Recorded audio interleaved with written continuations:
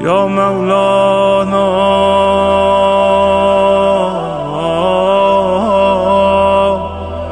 یا صاحب الزمان.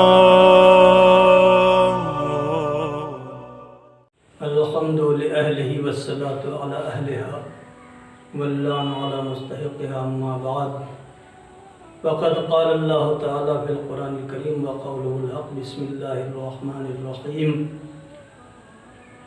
يخادعون الله والذين آمنوا وما يخدعون إلا أنفسهم وما يشعرون.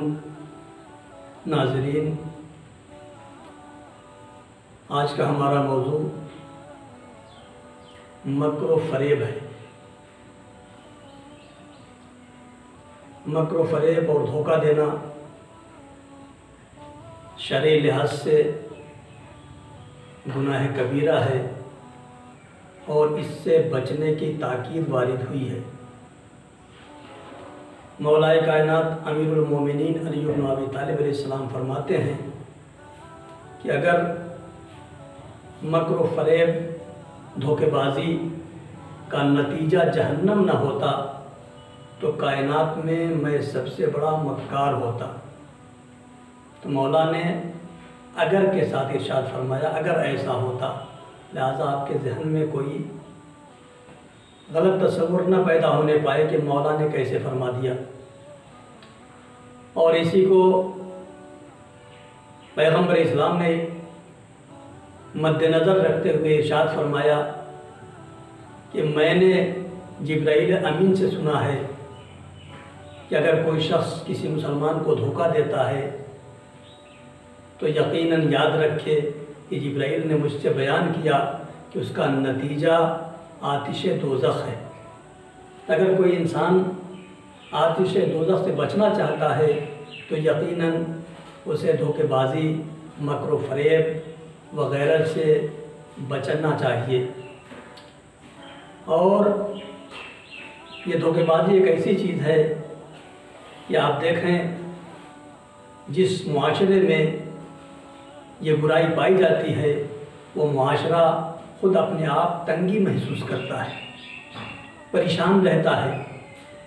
اور در حقیقت اگر دیکھا جائے تو دھوکے بازی کا نتیجہ خود دھوکے باز کی طرف پلٹتا ہے. جیسا کہ قرآن خود کہتا ہے، سورہ فاتر میں ارشاد ہوتا ہے کہ جو لوگ دھوکہ دیتے ہیں یہ دھوکہ خود انہی کی طرف پلٹتا ہے.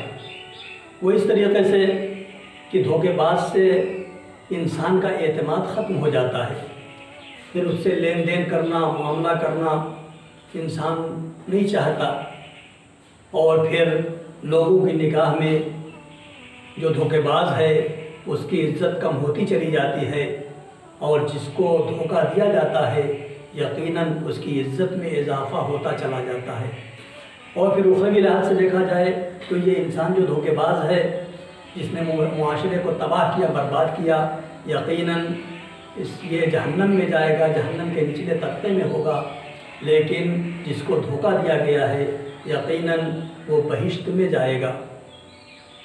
اور اسی وجہ سے اور بھی اس سلسلے میں بہت سی روایات، احادیث بیان کی گئی ہیں، لیکن اس وقت موقع نہیں ہے. صاحب تفسیر منہج الصادقین اپنی کتاب میں تحریر فرماتے ہیں کہ دو آدمیوں نے پیسہ جمع کیا اور جمع کرنے کے بعد چوری کے خوف سے انہوں نے لے جا کر کے ایک درخت میں چھپا دیا اور چھپا کر کے واپس آ گئے.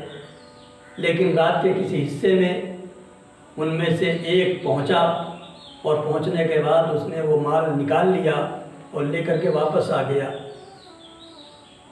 اور دوسرے دن دونوں ساتھ اس درخت کے پاس پہنچے اور پہنچنے کے بعد جب مال نکالنا چاہا تو مال ندارت، مال موجود نہیں تھا.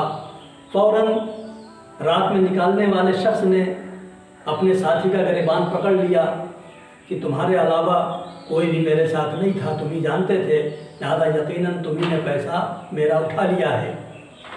لہذا دست و گریباں ہوئے اور یہ معاملہ دھیرے دھیرے حاکم کے پاس پہنچا.